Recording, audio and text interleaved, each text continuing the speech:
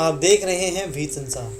दोस्तों, आज हम अपने इस वीडियो में हम आपको बताएंगे कि राजा हरिश्चंद्र कौन थे और उन्होंने अपनी पत्नी और पुत्र को क्यों बेचा। लेकिन दोस्तों, उससे पहले अगर आपने हमारे इस चैनल को सब्सक्राइब नहीं किया है तो आप इसे जल्दी से सब्सक्राइब कर लीजिए ताकि आप हमारा अगला आने वाला वीडियो सबसे पहले देख सकें। और दोस्तों, साथ ही नीचे दिए बेल आइकन को दबाना ना भूलिएगा ताकि वीडियो की नोटिफिकेशन आपको सबसे पहले मिल सके। दोस्तों, भगवान श्री राम के वंश में हरिश्चंद्र नाम के एक राजा हुआ करते थे। वह राजा अपनी सत्यनिष्ठा और ईमानदारी के लिए खूब जाने जाते थे।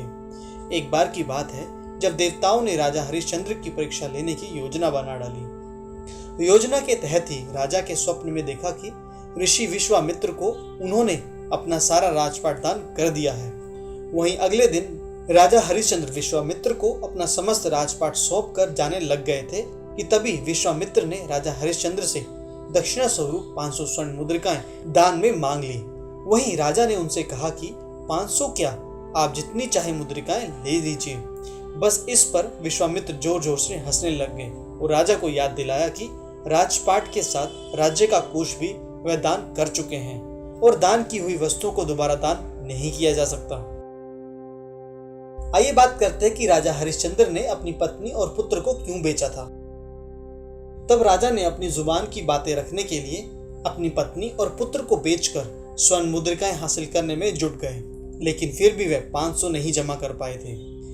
ऐसी अवस्था में राजा हरिश्चंद्र ने खुद को बेच डाला और सोने की सभी मुद्राएं विश्वामित्र को दान में दे दी। बता दें कि राजा हरिश्चंद्र ने खुद को जहां बेचा था वह शमशान का चंडाल था। चंडाल ने राजा हरिश्चंद्र को शमशान भूमि में आने वाले दाह संस्कार के लिए लोगों से कर वसूली जमा करने का काम दे दिया। दोस्तों, राजा हरिश्चंद्र ने सत्य और धर्म का साथ कभी नहीं छोड़ा। दरअसल एक दिन राजा हरिश्चंद्र एकादशी का व्रत रखे हुए थे। आधी रात का समय था और राजा शमशान के द्वार पर पहरा दे रहे थे।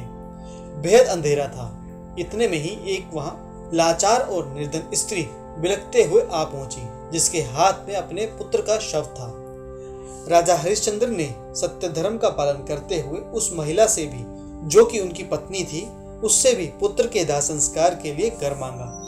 पत्नी के पास कर चुकाने के लिए कोई धन नहीं था, इसलिए उसने अपनी साड़ी का आधा हिस्सा फाड़कर राजा को दे दिया। आइए बात करते हैं कि कैसे मिला राजा हरिश्चंद्र को राजपाट दोबारा। राजा हरिश्चंद्र की सत्य धर्म को देखकर वहां भगवान खुद प्रकट हुए और उन्होंने राजा से कहा कि तुमने सत्य को जीवन में धारण करने का उच्चतम आदर्श स्थापित किया है। तुम्हारी यह कर्तव्य निष्ठा बहुत महान है। तुम इतिहास में अमर रहोगे। इतने में ही राजा का बेटा रोहित शाप जीवित हो गया। यही नहीं, ईश्वर की अनुमति से विश्वामित्र ने भी हरिश्चंद्र का राजपाट उन्हें वापस लौटा दिया।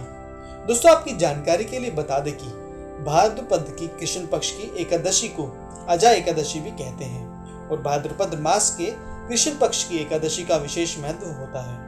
ऐसी मान्यता है कि इसी एकादशी को करने से राजा हरिश्चंद्र को अपना खोया हुआ परिवार और राजपाट दोनों ही वापस मिल गए थे। और दोस्तों, राजा हरिश्चंद्र के बारे में आपके क्या विचार है, इसके बारे में हमें कमेंट बॉक्स में लिख के जरूर बताइएगा। और दोस्तों, अगर आपको हमारा ये वीडियो पसंद आया तो आप इसे लाइक और कमेंट करना ना भूलिएगा। हम जल्दी लौटेंगे एक नए और रोमांचक वीडियो के साथ। तब तक के लिए धन्यवाद।